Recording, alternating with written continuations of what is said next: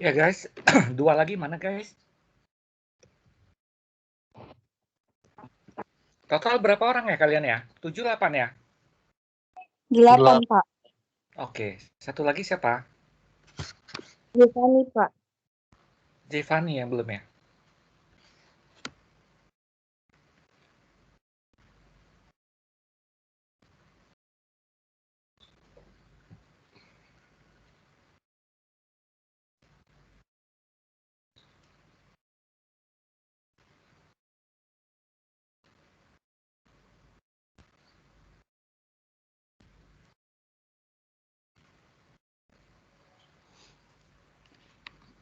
Oke, Giovanni, oke, boleh tolong diingetin?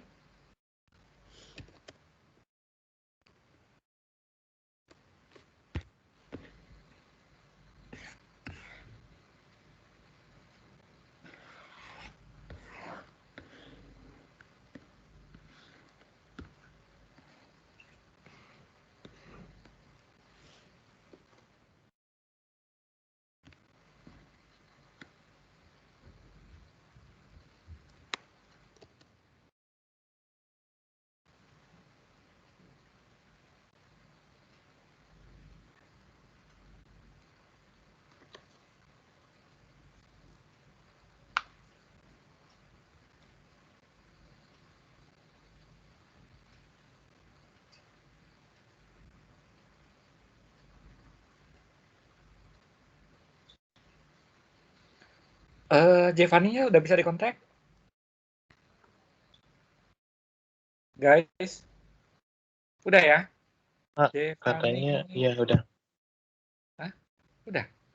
Udah ya? Sudah, Pak, Oke, kita sudah. mulai ya guys. Oke, sorry, saya agak sedikit telat. Kita bicara tentang apa pertemuan kita kali ini? Kalian sudah coba baca, coba ringkas. Apa yang mau kita bicarakan di sini? Apa guys? Guys, apa yang sudah kalian baca? Apa yang mau kita bahas? Guys, Iya, Pak, pengendalian internal, Pak, dalam audit laporan keuangan. oke, kita berbicara internal control dalam audit laporan keuangan. Itu sumber kita dari mana, guys? Sumber kita dari mana? Chapter 6, Pak. Hah? Chapter 6? Chapter 6, chapter 5? Chapter 6 atau chapter 5? Chapter Chapter berapa? 6, Pak. Halo 6. guys. Chapter 6. Oke, selain itu kita juga ada sumber dari standar audit. Oke, sumber dari standar audit itu wajib kita pelajari, kita lihat gitu ya. Nah, sekarang gini guys. Dari yang kalian sudah coba baca ini kira-kira ada yang mau kita obrolin nggak? Ada nggak mau yang kita obrolin? Hmm? Ada nggak yang mau kita obrolin di sini? Coba baca kan? Ada nggak yang mau kita obrolin? Iya, Pak.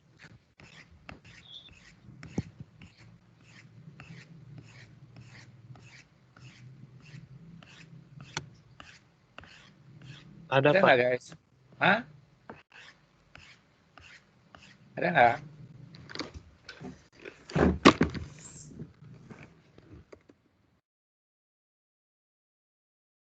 Ada, Pak. Ya, silakan. Apa yang mau diobrolin?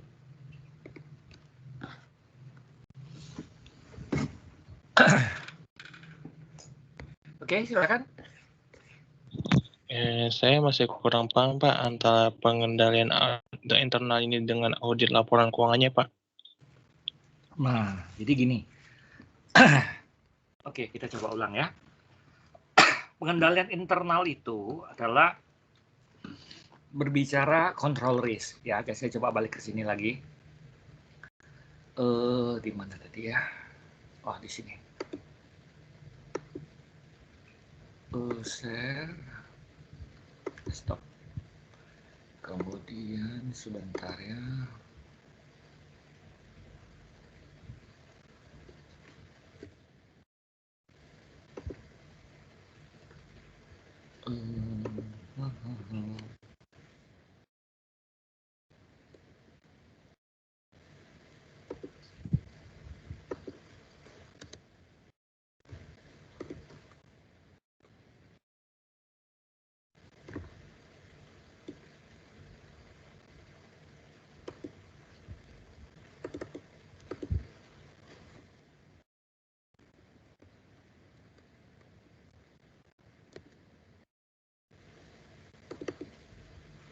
Oke, jadi kita berbicara internal control. Oke, saya coba balik ke sini lagi ya. Kelihatan nggak layar yang saya share, guys? Kelihatan, Pak. Oke. Nah, jadi kan kita berbicara ada ini, kita balik lagi ke sini ya. Ini sudah pernah kita bahas, guys. Guys, pernah kita bahas ini? Minggu lalu. Sudah, Pak. Iya, lalu, minggu lalu. Nah, jadi sekarang gini, kita berbicara tadi apa? Pengendalian internal. Nah, jadi kalau kita berbicara resiko salah saji itu ada dua, inherent risk, oke, resiko yang melekat, sama control risk. Nah, jadi kalau internal kontrolnya kuat, oke, berarti resiko ini rendah dong. Ya nggak, guys? Halo? Halo? Iya, Pak. Nah, itu yang kita bahas di chapter ini. Jadi kita berbicara, pertemuan sebelumnya kita berbicara ada inherent risk, control risk, di mana kedua komponen risiko ini yang membentuk namanya risiko salah sajian material. Risk of material misstatement, yang bisa disebabkan oleh kecurangan atau kesalahan, di mana salah satu komponennya adalah control risk. Jadi kita berbicara di sini, kita berbicara yang sekarang ini adalah bagaimana mempertimbangkan internal kontrolnya. Kalau internal kontrolnya bagus, artinya resikonya juga rendah dong. Kan gitu kan? Gitu nggak, guys? Halo? Betul, Pak. Nah, Iya, Pak. inilah esensi utama. Jadi kalau kita berbicara di sini internal control, oke, kalian sudah coba baca. Kita coba dapat gambaran dulu ya, introduksi dulu ya. Ada yang mau bantu di sini? Halo, siapa yang mau coba? Guys, coba nih, internal control memainkan peranan penting. Halo, silakan. Rizbe coba ya, Pak. Yuk, silakan. Yuk, silakan.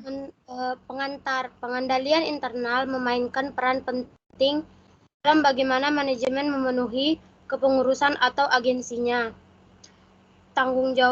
Manajemen memiliki tanggung jawab untuk merancang dan memelihara sistem pengendalian internal yang memberikan jaminan yang wajar bahwa aset dan catatan dijaga dengan baik dan bahwa sistem informasi entitas menghasilkan informasi yang dapat diandalkan untuk pengambilan keputusan. Jika sistem informasi tidak menghasilkan informasi yang dapat diandalkan, manajemen mungkin tidak dapat membuat keputusan yang tepat tentang masalah seperti harga produk, biaya produksi, dan informasi laba. Dan laporan eksternal mungkin tidak berguna bagi investor dan pemangku kepentingan lainnya. Udah sampai mana sih? Lanjut. Sistem pengendalian internal entitas adalah tanggung jawab manajemen, tetapi penting untuk itu auditor karena auditor membutuhkan jaminan tentang seberapa baik aset dan catatan tersebut, entitas dilindungi, dan tentang keandalan data yang dihasilkan oleh sistem informasi. Oke, pelan-pelan ya, Neng, non, pelan-pelan ya. Kita baca ini dalam konteks hidup, kita coba pahami ya. Oke ya. Kita bukan mau ngebut ya. Oke, kita coba pahami. Nanti sambil apa yang kalau ada yang bingung kita obrolin. Yuk, silakan. Oke, Pak. Auditor menggunakan prosedur penilaian risiko untuk memperoleh pemahaman tentang pengendalian internal entitas. Prosedur ini membantu auditor untuk mengidentifikasi pengendalian kunci, mengenali jenis-jenis pengendalian potensi, salah satu yang relatif mungkin muncul, dan uji desain pengendalian dan prosedur substantif. Seperti yang telah kita bahas sebelumnya, ada hubungan terbalik antara keandalan pengendalian internal dan jumlah bukti substantif yang dibutuhkan auditor. Dengan kata lain, lanjut. Ya, silakan. Dengan kata lain, saat mengisi wadah jaminan untuk suatu asersi, lalu jika auditor memperoleh lebih banyak bukti kontrol, maka lebih sedikit bukti substantif yang diperlukan. Seperti yang akan kita lihat dalam bab ini, pemahaman dan penilaian auditor internal Pengendalian merupakan faktor utama dalam menentukan strategi audit secara keseluruhan. Setelah memberikan gambaran umum, pengendalian internal dan kuasa internal kontrol. Sampai di sini. Dapat gambaran nggak, guys? Jadi kita berbicara di sini, kalau kita berbicara laporan keuangan itu kan dikeluarkan dari proses pengendalian internal. Nah, jadi kalian sudah dapat sistem informasi akuntansi belum? Guys, sudah dapat sistem informasi akuntansi belum kalian? Sudah, Pak. Oke, ya, jadi kalau kita bicara sistem informasi akuntansi kan kita berbicara bagaimana sistem yang dibentuk itu untuk menciptakan pengendalian internal yang memadai, menjaga aset, dan hal-hal lain sehingga dalam proses operasional ini menghasilkan laporan keuangan. Nah, jadi di sini dikatakan memainkan peranan penting. Jadi manajemen punya tanggung jawab untuk mendesain dan memelihara sistem internal kontrol. Loh, apa hubungannya sama auditor?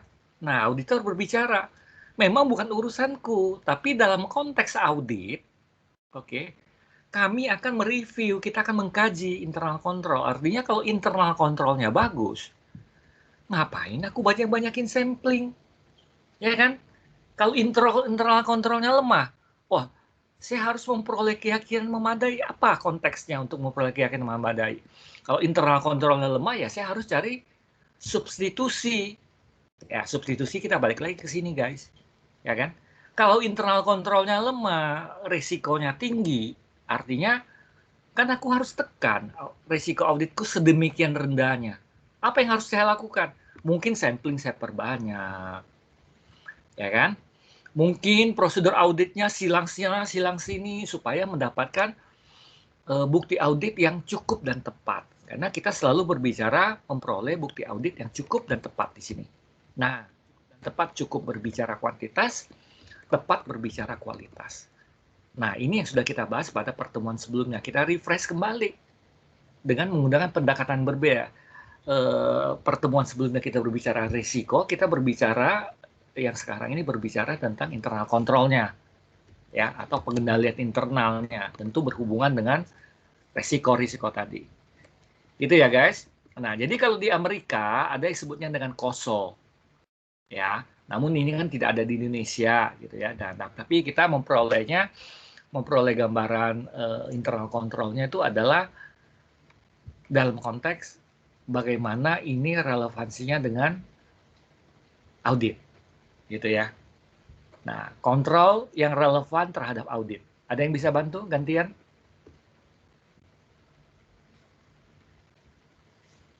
Oke, guys. Siapa berikutnya? Anggun mana Anggun? Anggun. Iya, Pak. Anggun. Ya, silakan Anggun. Kontrol yang relevan terhadap audit.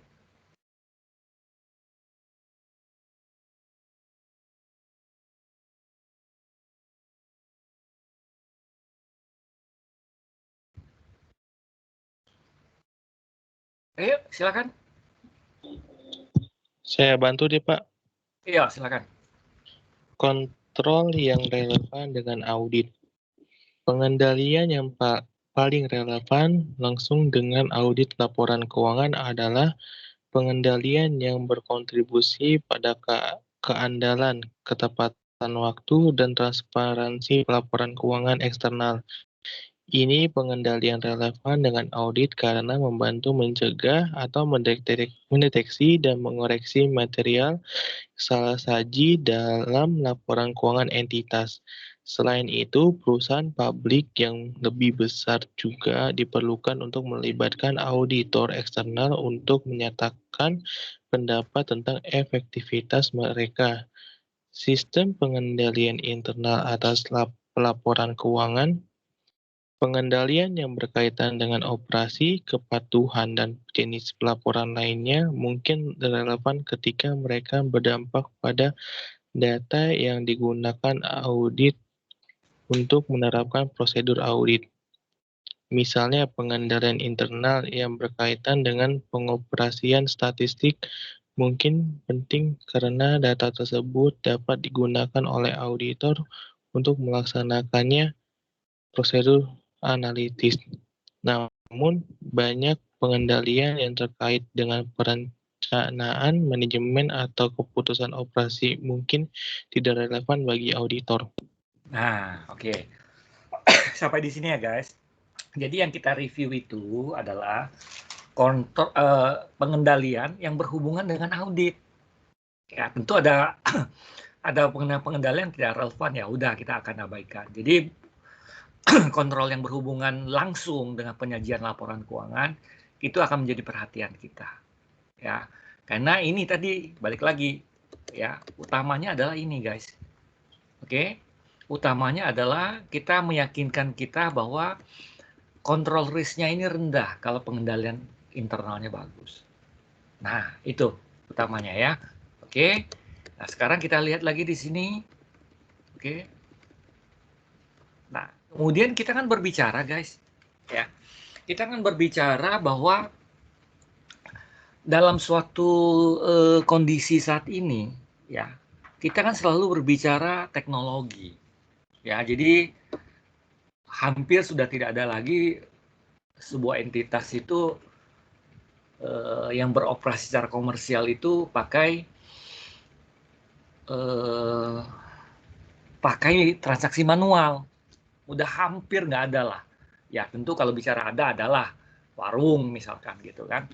Nah, namun kalau sudah beroperasi secara komersial secara luas, umumnya sudah punya teknologi informasi sendiri. Nah, ini juga perlu kita kaji juga efek dari teknologi informasi dalam pengendalian internal. Oke, gantian bisa? Silakan.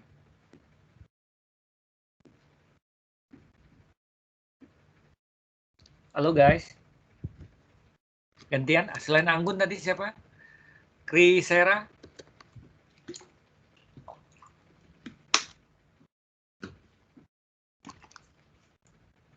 Krisera?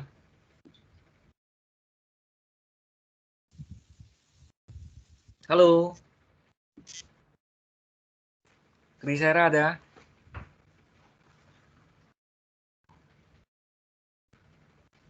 Guys, nadir ya Krisera ya?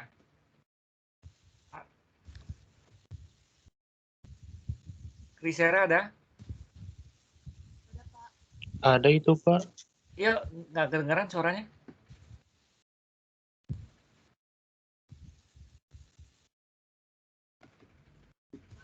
Silakan. Teknologi informasi terhadap pengendalian internal. Kayaknya ada gangguan deh, Pak. Iya, Pak, suaranya lebih kencang sedikit. Oke, mulai silakan. Pengaruh teknologi informasi terhadap pengendalian internal. Luasnya penggunaan teknologi informasi. Suaranya kekecilan, Non.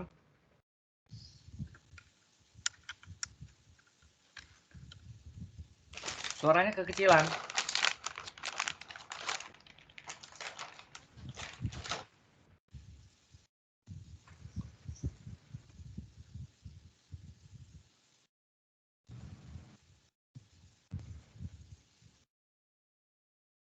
Pengaruh teknologi informasi terhadap pengendalian internal.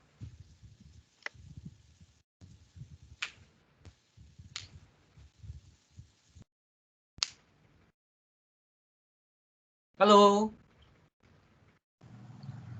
Krisera. Halo, Pak. Iya, silakan.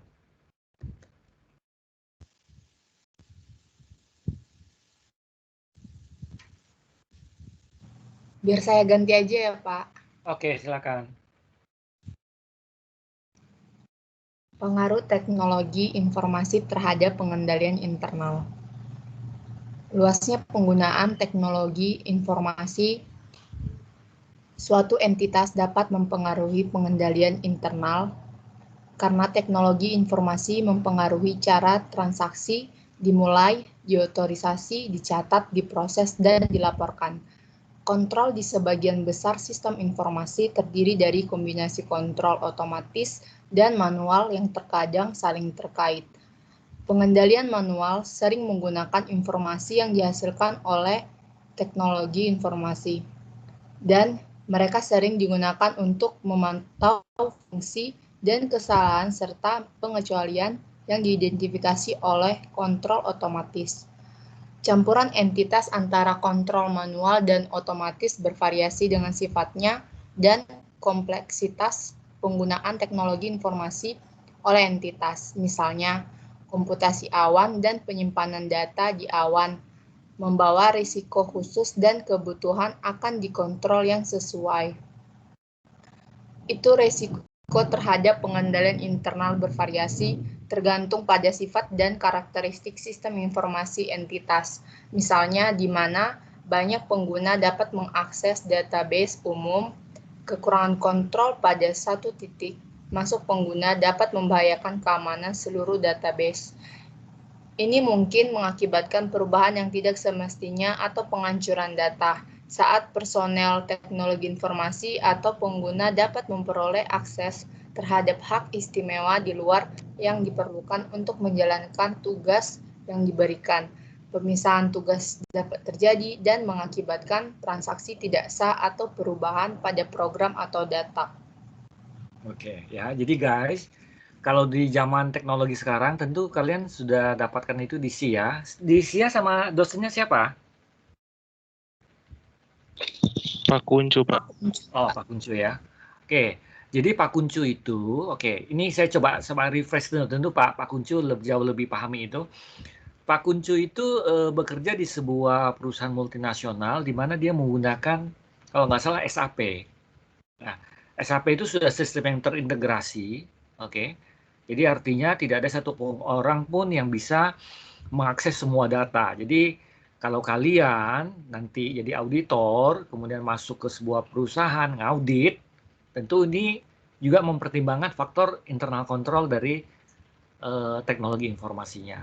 Ya, jadi teknologi informasi ini tadi disajikan ya, bahwa dalam prosesnya ini kan ada berbagai cara.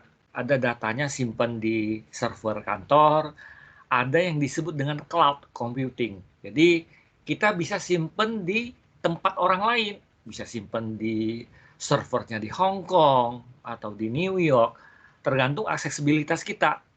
Jadi banyak perusahaan-perusahaan yang sudah melakukan hal tersebut. Nah, tentu ini banyak faktor nih yang perlu kalian pelajari, oke, dalam konteks bahwa resikonya efek dari internal control ini terhadap efek teknologi informasi tersebut terhadap internal control. Ya, tentu kalian harus tahu pengendalian dia, pemisahan fungsi dan tanggung jawab, seperti apa, apakah sistem juga membantu adanya pengendalian. Nah, itu menjadi salah satu faktor yang kalian pertimbangkan dalam menentukan risiko audit. Ya, oke. Jadi ini komponen-komponennya tidak hanya KOSO yang menerapkan komponen ini, seperti lingkungan pengendalian, penilaian risiko entitas, bagaimana aktivitas pengendalian, informasi dan komunikasi, kemudian aktivitas monitoring. Ini sudah dapatkan sama Pak Kuncu, guys? Halo, sudah dapatkan sama Pak Kuncu belum? Sudah, Pak. Ya. Jadi ini kita ya kita ulang-ulang lah ya. Tentu di sini kita sudah dapatkan ini kan cat-cat seperti ini sudah kalian dapatkan lah. Jadi yang tadi ini adalah komponen dari pengendalian internal. Kemudian dalam komponen ini tentu ada beberapa level ya, bisa di fungsi operasi, pelaporan dan ketaatan. Oke ya. Nah, ini komponen dari internal control. Jadi ini sudah kalian dapatkan, saya yakin. Nah, tolong kalian coba refresh kembali dari lingkungan pengendalian itu ada apa aja, penilaian risiko itu apa, yang totalnya nanti ada 17 prinsip dalam pengendaliannya, gitu ya. Oke, sampai di sini guys, ada yang mau didiskusikan? Ya, jadi tolong difokuskan di SIA, karena ini memang elemennya yang lebih dominan itu di SIA, Sistem Informasi Akuntansi. Oke, sampai di sini guys. Sampai di sini ada yang mau didiskusikan?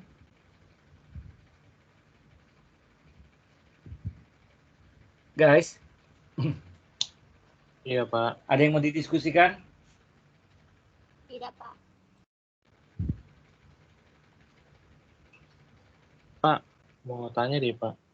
Iya. Berarti ini ada kaitannya dengan audit ya, Pak ya? Dalam kontrol tadi itu ya, Pak ya? Ada apa ulang? Ada.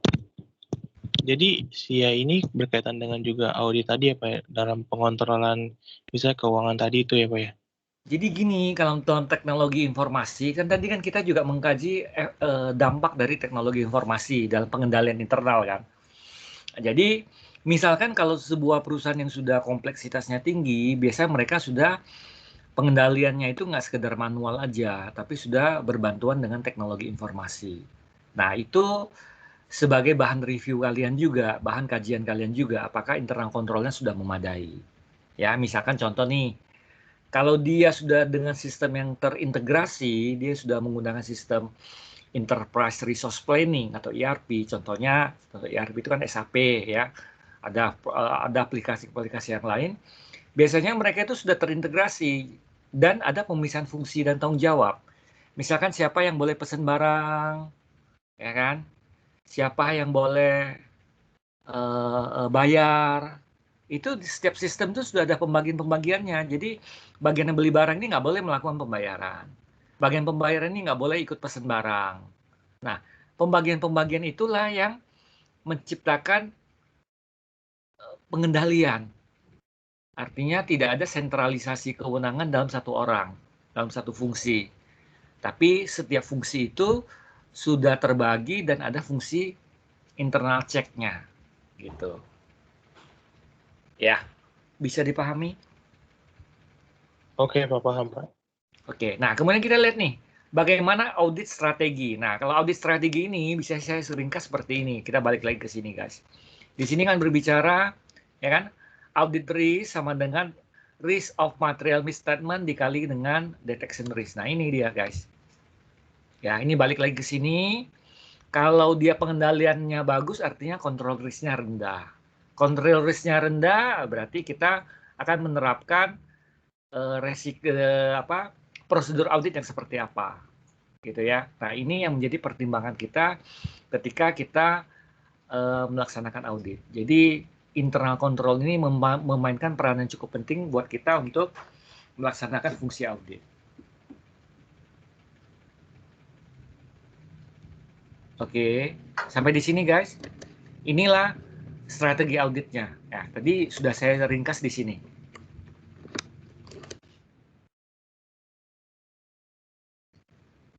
Nah, ini guys. Ya, jadi gini, kalau kita berbicara misalkan, apakah auditor dapat mempercayai ini, ya, kontrolnya? Oke. Jadi kalau tidak bisa percaya dengan bagus, artinya kita akan melaksanakan prosedur audit yang sedemikian ketatnya. Nah, ini dia. Ya kan? Melaksanakan prosedur audit sedemikian ketatnya, lengkapnya, sehingga untuk meminimalisasi risiko audit. Gitu, guys.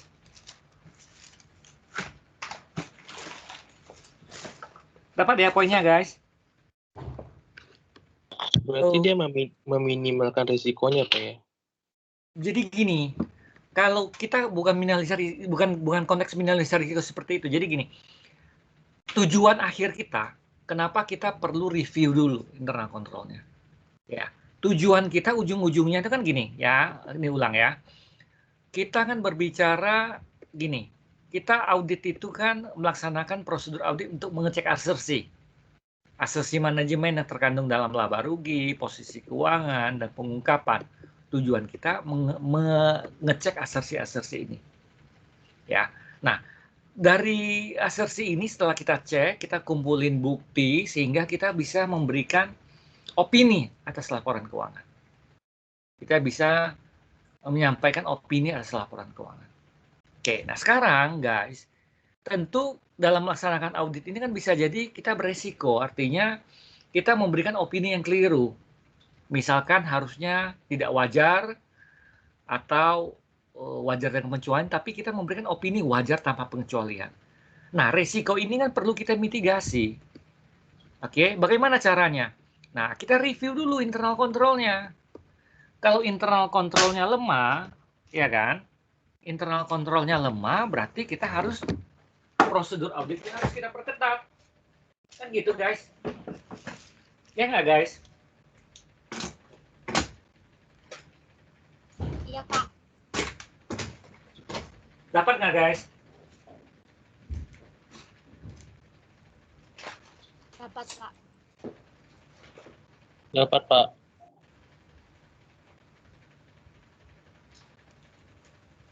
Nah, itu maksudnya, guys. Jadi, tujuan kita mereview internal control ini adalah dalam konteks kita mau menerapkan strategi audit yang seperti apa. Gitu tujuannya. Tentu kalau dia internal kontrolnya kuat, bagus, ya kita standar-standar aja deh, atau prosedur audit yang sederhana aja deh, gitu kan. Nah, mungkin saya kurang tepat pakai rendah, kita pakai prosedur audit yang sederhana aja deh, gitu ya. Gitu. Nah, kecuali kalau dia lengkap, karena kalau kita lengkapnya kan mengeluarkan energi kita yang banyak, guys. Mengeluarkan energi kita yang banyak, mengeluarkan sumber daya kita yang banyak, ya kan? Nah, jadi tujuannya nanti adalah bagaimana melaksanakan audit yang efektif dan efisien sehingga resiko auditnya rendah. Gitu. Oke, sampai di sini ada yang mau didiskusikan? Paham, Pak. Nah, inilah ya. Jadi kita mereview, oke. Nah, ini kita berbicara strategi substansi. Ya. Jadi tadi balik lagi sini, sebenarnya poinnya ada di sini. Jadi artinya kalau misalkan internal kontrolnya lemah, biasanya tuh kita babak belur tuh di lapangan tuh. Kita melakukan prosedur audit substansi yang banyak. Substansi itu adalah prosedur audit yang substansi atau isi, ya, minta bukti, minta dari GL telusuri ke bukti, bukti itu telusuri lagi, apakah mau dikonfirmasi, apakah mau ada pemeriksaan ulang, atau mau melaksanakan prosedur audit yang lain, dalam konteks mendapatkan bukti audit. Ya, jadi sebelumnya kan sudah kita bahas nih, ada observasi, infeksi, konfirmasi, perhitungan ulang, ya kan? Nah, ini sudah kita bahas pada pertemuan kita sebelumnya. Jadi, karena ini sudah kalian rekam ya, dibuka-buka lagi. Ya, jadi di perkuliahan kita ini, kita lebih banyak berbicara pemahaman konseptual. Nah, sehingga berikutnya, pertemuan berikutnya baru kita berbicara substansinya atau teknisnya, mengauditnya. Ya, dengan harapan pemahaman konseptual ini memberikan fundamental yang bagus, ya, yang memadai untuk kalian bisa melaksanakan audit dengan efektif dan efisien yang akan kita dalami di semester depan, gitu ya. Oke. Kemudian ada lagi yang mau didiskusikan tentang ini, guys. Nah, kemudian kalau bicara asersi, oke, guys, ini kan ada asersi, guys. Oke. Asersi ini juga sudah pernah kita bahas pada pertemuan kita sebelumnya. Sudah, guys? Ini asersi. Halo. Oke, itu ada di SA 315, oke, yang sudah saya minta kalian coba baca. Ketemu, guys?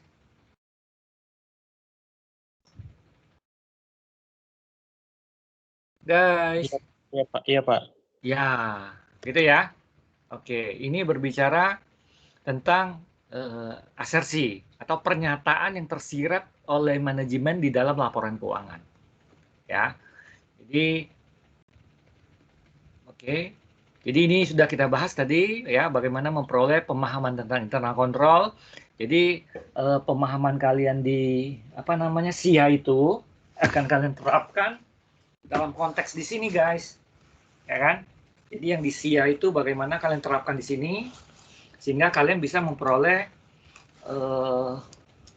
pemahaman bagaimana internal control tersebut semestinya ada atau seharusnya ada. Gitu.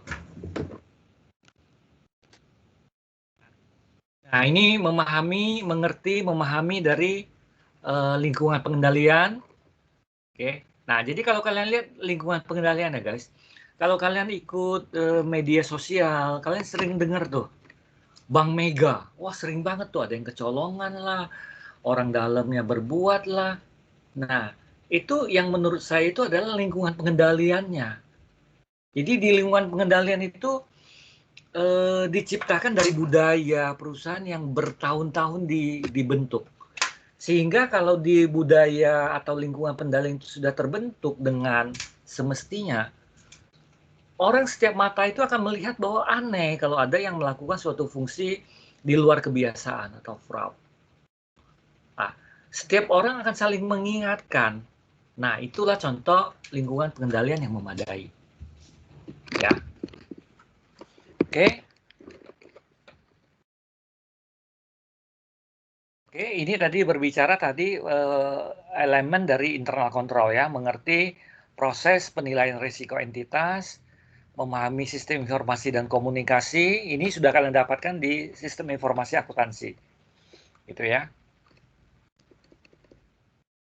Tentu kalian sudah pernah udah diajarin untuk bikin flowchart, guys? Sudah, Pak. Nah, bikin flowchart, kemudian bikin kuesioner, bikin narasi internal control gitu ya. Nah, Baru flowchart ini saja, kalau Pak. baru flowchart. Nah, dan nanti bisa dibuat internal control kuesioner tuh, bisa diperluas dari situ. Itu hanya media kan. Jadi media menjelaskan internal control itu atau standard operating procedure itu bisa dengan flowchart, kuesioner, prosedur audit manual, ya kan?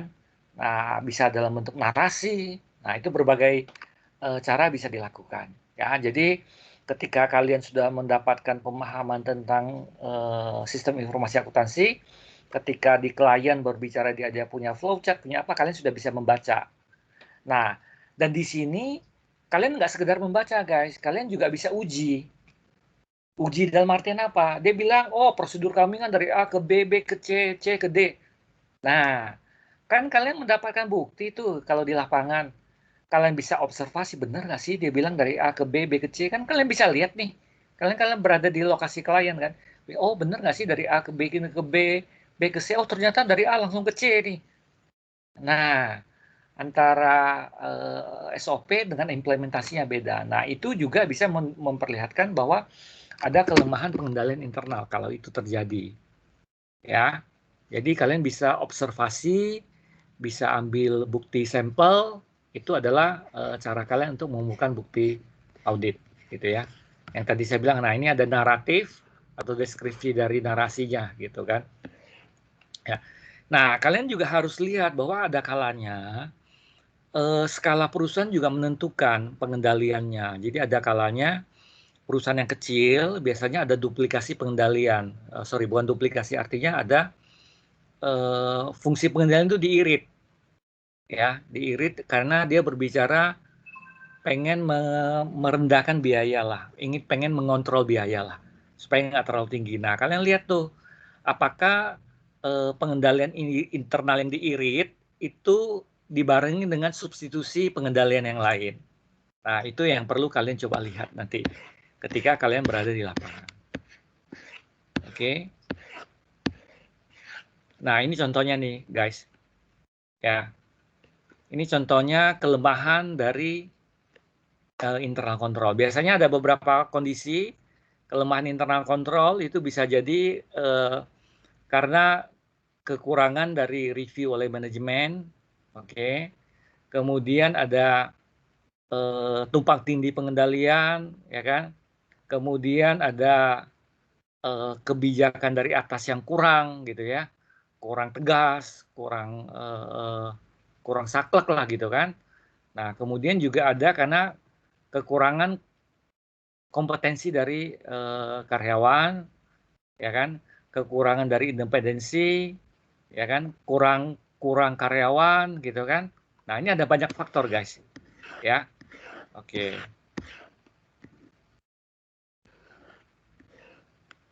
Ya.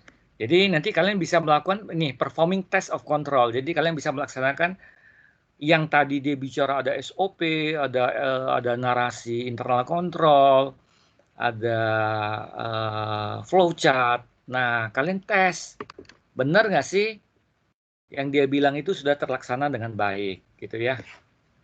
Oke, jadi misalkan kalian mau ngetes nih, apakah sudah dilaksanakan oleh karyawan yang tepat. Nah, kalian ambil contoh nih, kira-kira apa yang harus dilakukan, gitu ya. Oke, sampai di sini guys, ada yang mau kita diskusikan guys?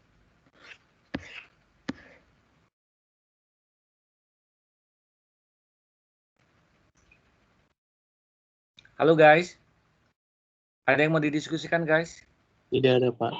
Nah, ini satu contoh nih guys. Misalkan di dalam inventory-nya, di dalam persediaannya itu ada nilai, di dalam laporan keuangannya ada tulis, ada inventory sebesar ini. Ya, di mana kita sudah bahas kemarin tuh apa yang disebut dengan material. Ya, akunnya adalah material terdiri dari berbagai transaksi. Nah, kita bagaimana untuk memahami internal control yang dibutuhkan dalam konteks merencanakan audit. Kemudian bagaimana kita menilai risikonya. Kemudian bagaimana kita merencanakan program substantifnya. Nah, inilah prosedur-prosedur yang tahapan-tahapan yang biasanya kita lakukan. Nah, ini sebagai contoh. Ya, sebagai contoh dalam konteks untuk menguji internal control. Ya, oke, sampai di sini guys. Ada yang mau didiskusikan guys?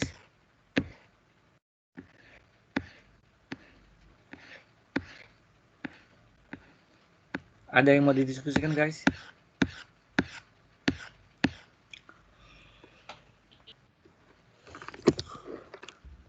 Ada yang mau didiskusikan guys? Tidak, Pak. Oh. Oke. Sampai di sini tentu kalian sudah ringkas. Kalau tidak ada ya ini. Ya. Nah, ini ada sebuah contoh dari kondisi di mana ada defisiensi kontrol. Oke. Kemudian ada kelemahan material. Nah, ini sudah contohnya guys. Ya, tidak cukup desain internal control yang melekat pada penyediaan laporan keuangan untuk diaudit, ya kan, tidak kuat desain internal control untuk dalam sebuah akun yang signifikan. Ini contoh-contoh kelemahan dalam desain internal control, gitu. Ya. Oke, sampai di sini ada pertanyaan guys? Nah, ini yang lain-lain bisa kalian coba baca ulang lagi. Nanti, nah kalau ini kan sudah di SIA udah dapat lah ya, fungsi-fungsi ini seperti apa. Ya. Oke, sampai di sini ada yang mau didiskusikan? Halo? Halo? Halo guys? Halo guys? Oke, kalau nggak ada, kita coba lanjutkan ke yang lain guys. Ya, saya tertarik untuk bahas kita ujian kita. Kok kayaknya larinya jauh banget ya.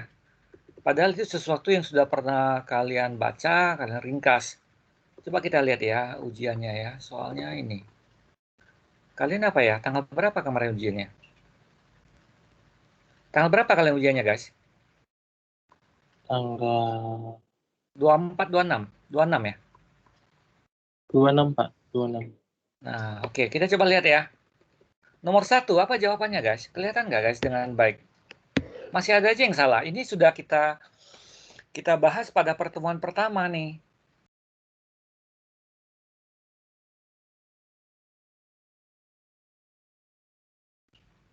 Apa ini guys?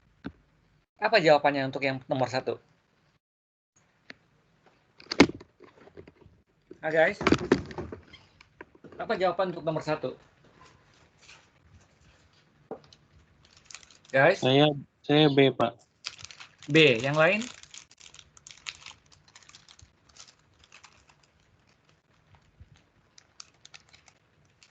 Ya, yang boleh pemegang sertifikasi yang berhak mengaudit laporan keuangan dan menandatangani laporan audit adalah D. Certified Public Accounting yang memperoleh izin akuntan publik. Ini sudah pernah kita bahas di sini guys ya. Saya coba buka lagi ya.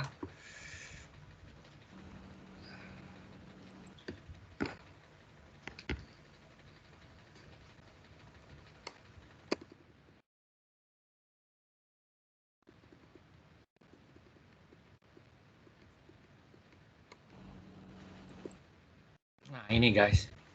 Kelihatan nggak guys?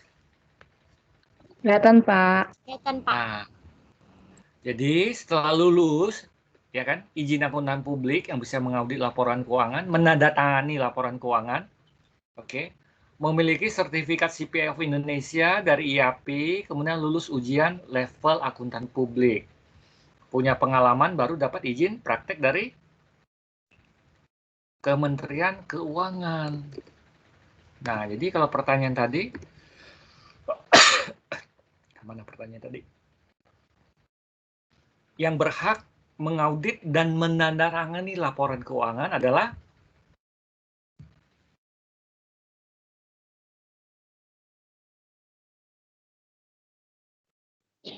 Yang D, Pak. D, Pak.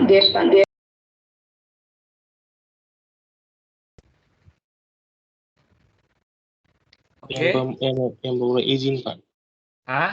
memperoleh izin akuntan publik. Jadi di sini guys, nah ini guys, kan sudah pernah kita coba nah ini kan, untuk level ini sudah lulus, oke, baru bisa. Nah ini sudah lulus ini, nah minta izin ke Kementerian Keuangan, gitu ya. Nah ini sudah pernah kita bahas guys, ya. Kemudian nomor 2, apa itu nomor 2 guys? Lembaga yang berwenang untuk menerbitkan standar akuntansi keuangan. IAI bukan, Pak? Iya, Ikatan Akuntan Indonesia. Nah, jadi dialah yang menerbitkan standar akuntansi keuangannya. Dia bisa kita lihat di sini guys, standar akuntansi keuangannya guys. Kan gini, nah. Ya kan? IAI, nih. IAI.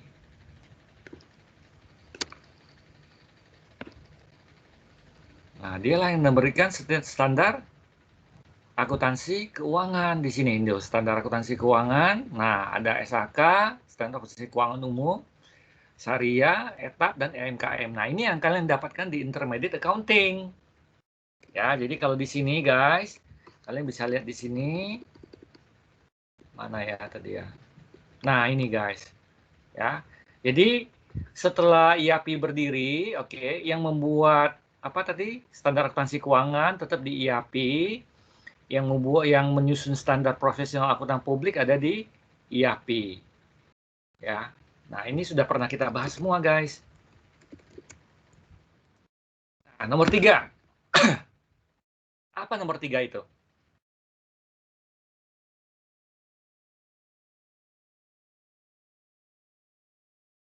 Semuanya benar, Guys. Pak. Apa? Semuanya benar. Semuanya benar. Jadi kalau kalian lihat di sini, nah di sini guys, ya kan? Jadi ini adalah standar yang ditetapkan oleh tadi ada ETAP, ada SAK umum, MKM. Ini adalah standar akuntansi keuangan di Indonesia. Oke, nomor 4. Apa guys?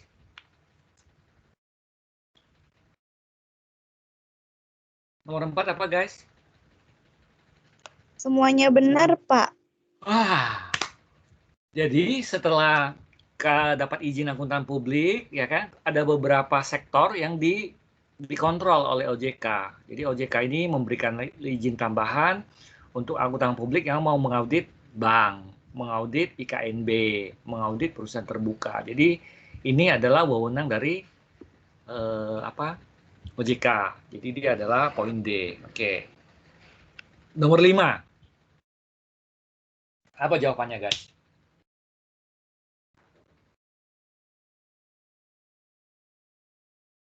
Halo?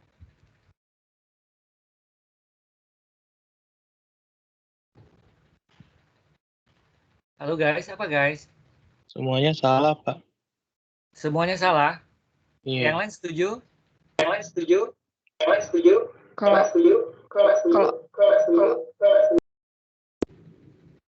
Halo? Kalau aku bagian apa? Ya, kelebihan, oke.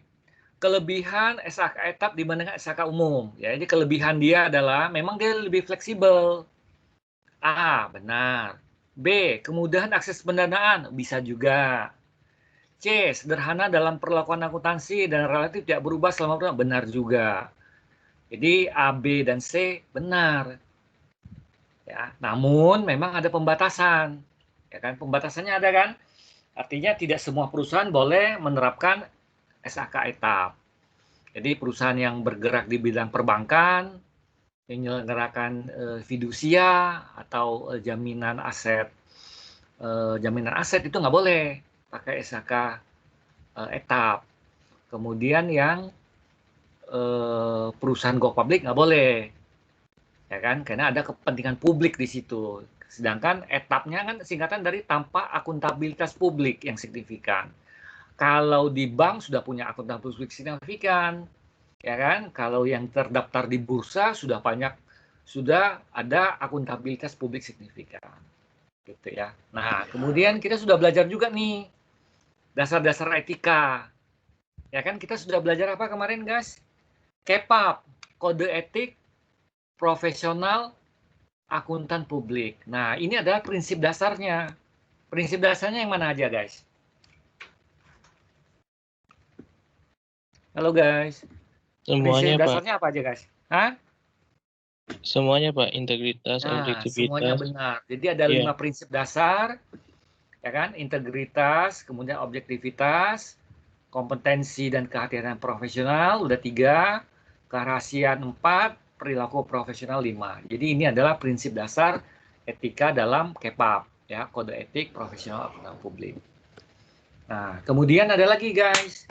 Ini, guys. Kerangka konseptual dalam kode etik profesional akuntan publik menetapkan satu pendekatan bagi anggotanya, ya. Suatu pendekatan bagi anggotanya. Pendekatannya yang mana aja, guys? Pendekatannya yang mana aja, guys? Semuanya benar, Pak. Nah, semuanya benar. Jadi yang pertama dia mengidentifikasi dulu ancaman terhadap kepatuhan terhadap prinsip dasar etika yang tadi yang di atas, yang 5 ini. Nah, yang 5 tadi ini, guys. Nah, kemudian yang kedua setelah diidentifikasi, dievaluasi dulu ancamannya. Ya kan? Kemudian diatasi. Diatasi dengan menghilangkan atau menurunkan pada level yang dapat diterima. Nah, inilah kerangkanya. Oke, kemudian nomor 9, apa, guys?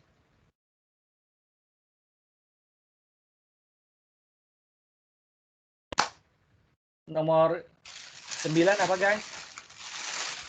Saya B, Pak. Standar jasa terkait. Jasa yang diberikan oleh akuntan publik dan atau kantor publik yang bukan merupakan perikatan insurance. Jawabannya adalah standar. Halo? Standar apa tadi, Non? Jasa terkait, Pak. Nah, standar jasa terkait itu adalah perikatan non-assurance, ya. Jadi kita sudah bahas itu sebelumnya, guys. Ya kan? Oke, kemudian nomor 10. Apa yang terjadi di nomor 10? Pernyataan berikut yang benar adalah yang benar yang mana, guys? Yang B bukan, Pak.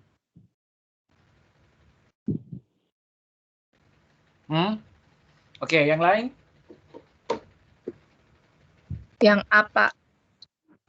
Yang benar. Kalau standar audit itu memberikan keyakinannya apa? Tinggi atau moderat?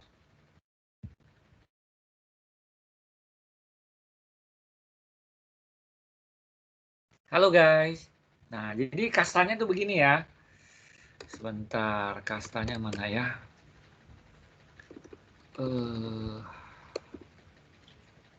Sebentar, sebenarnya di mana ya?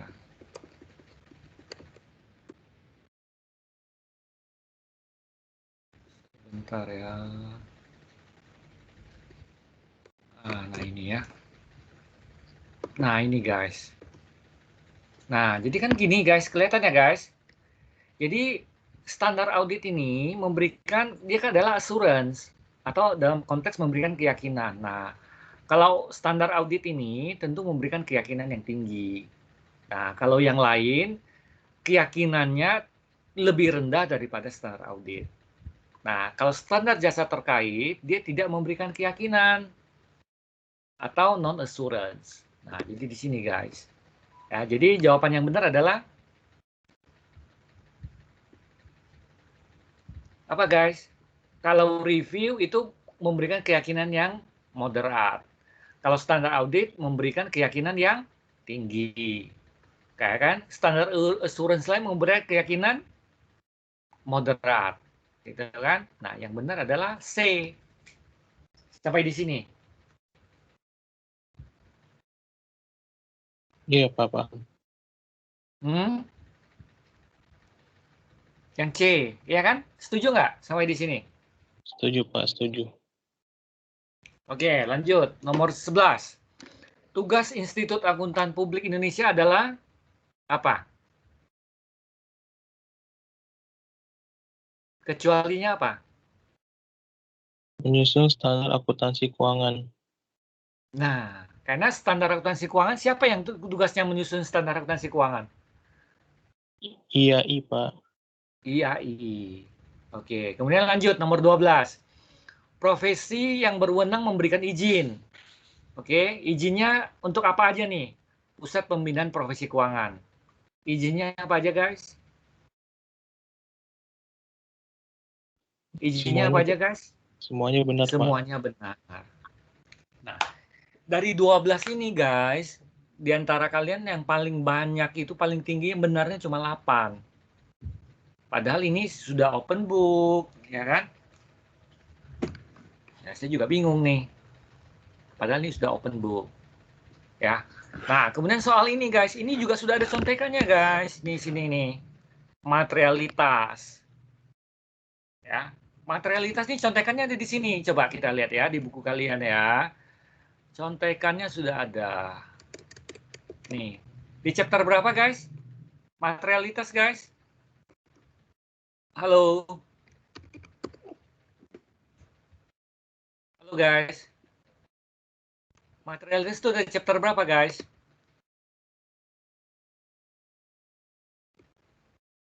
Guys. Chapter 4 kalau nggak salah, Pak. Atau 3 gitu, Pak. Nggak tahu, chapter 4, chapter 3? 3. 3, ya kan? Nah ini, sudah ada contekannya di sini, nih, tuh. Ya kan? Kita berbicara menentukan dulu materialitas secara keseluruhan. Oke, nih sini, step 1 nih. Lihat nih ya. Nih, step 1 kan ditanya nih. Menentukan materialitas secara keseluruhan. Yang kedua, hitunglah apa? Salah saji yang dapat ditoleransi atau materialitas pelaksana. Nah, ini atau materialitas pelaksana. Yang ketiga, evaluasilah audit temuan audit. Nah, ini evaluasilah temuan audit nih. Ya kan? Nah, di sini nih guys. Kalau kalian bisa pahami soal ini, ilustrasi ini nih, contoh ini, artinya kalian sudah bisa menjawab. Bisa menjawab soal esai tadi. Nah, kemudian di soal berikutnya yang opsional bagi yang ada NIM ganjil dan NIM genap. Nah, ditanya nih guys. Ya kan? Ditanya sama materialitas secara keseluruhan, kemudian materialitas pelaksana. Oke. Nah, sekarang yang ditanya itu kan ada 3 komponen nih. Ada laba sebelum pajak, ada total aset, ada total pendapatan. Kita mau pakai yang mana dalam menentukan materialitas secara keseluruhan? Nah, di sini juga sudah ada dijelaskannya guys. Makanya saya minta kalian baca. Ya kan? Nah, ini sih sudah ada nih 3 tahapan kan? Materialitas secara keseluruhan, tentukan salah saji yang dapat ditoleransi atau materialitas pelaksana, kemudian evaluasi temuan audit. Ya kan? Nah, sekarang sudah dijelaskan di sini guys, contoh-contohnya nih guys. ya kan, materialitas. Sebentar ya, contohnya di mana di sini. Nah, ini guys, ya kan. Ketika menentukan ini, kita mau pakai dasar apa guys? Mau pakai total aset, total revenue, net asset, atau total equity? Nah, di sini ada contohnya di sini nih. Ya kan? Ada contoh-contohnya nih. Nah, untuk perusahaan publik biasanya pakai apa? Ya kan? Untuk perusahaan yang tidak berorientasi profit, pakai apa? Gitu kan? Nah, ini. Nah, ini ada penjelasannya nih. Nah, ekspektasi saya kalian bisa kerjakan ini semua. Nah, karena di sini diminta nih, justifikasinya apa? Kenapa pakai dasarnya dalam menghitung materialitas laba sebelum pajak? Atau pakai total aset? Atau pakai total pendapatan? Di sini ada yang tiga-tiganya dipakai.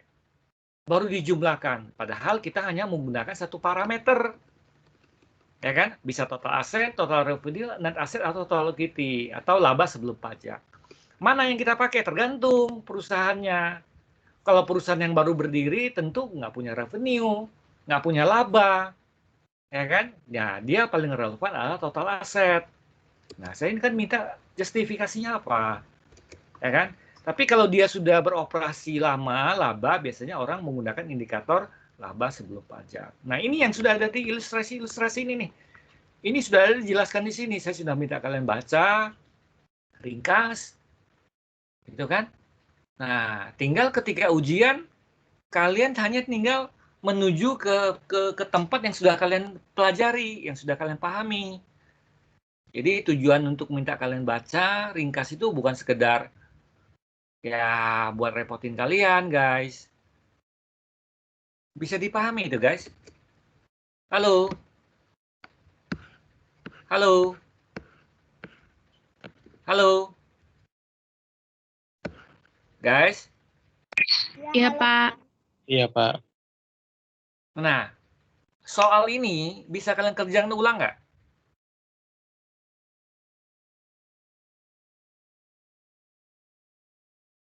Guys, soal ini yang sudah kalian dapatkan ini bisa kalian kerjakan ulang nggak? Bisa, Pak. Halo? Bisa, Pak. Bisa? Anggun? Bisa, Pak. Oke, Krisera? Pak. Bisa, Pak. Leli? Reza? Bisa, Pak. Risbe? Bisa, Pak. Trimedes?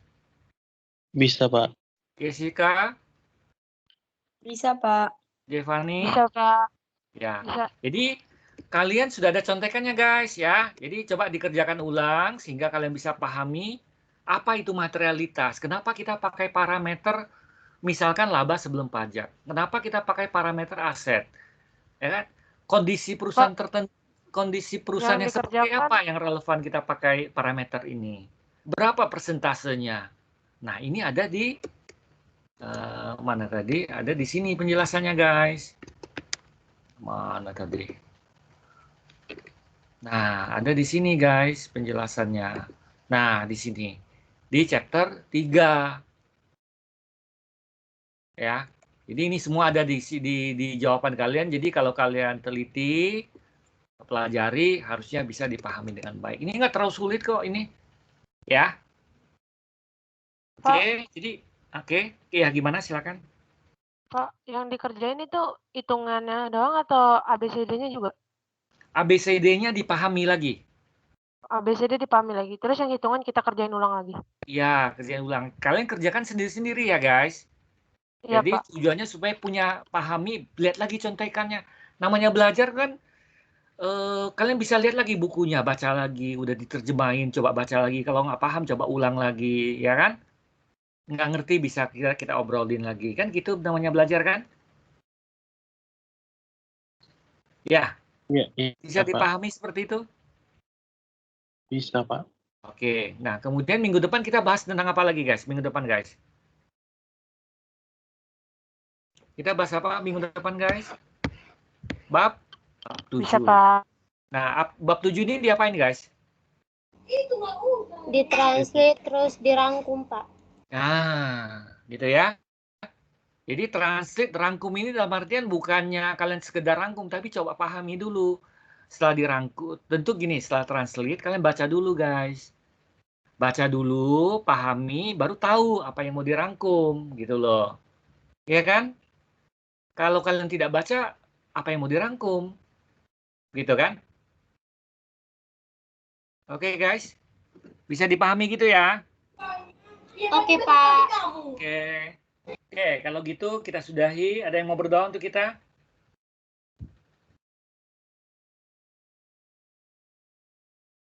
Ada yang mau berdoa untuk kita, guys?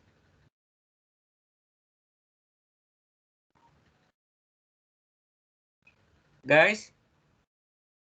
Iya, Pak. Ya, masih ada yang mau berdoa untuk kita? Ya udah Rizbe aja, Pak. Ya, silakan Rizbe.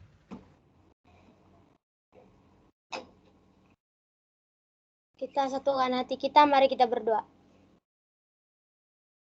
Allah Bapa yang bertata dalam surga, terima kasih Bapa di mana atas segala berkat dan cinta kasih-Mu, Engkau mesti melindungi kami hingga pada saat ini. Bapa, terima kasih Bapa di mana atas berkat-Mu kami bisa melaksanakan pelajaran kami, mata kuliah kami untuk malam ini Bapa dengan baik dan lancar Bapa.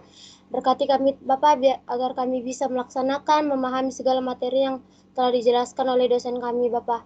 Bapa berkati juga dosen kami Bapa di segala aktivitas dia, Engkau berkati dia, Engkau lindungi dia dan kuatkan dia, serta semakin semangat dan selalu sabar untuk mengajar kami hingga ke depannya Bapak.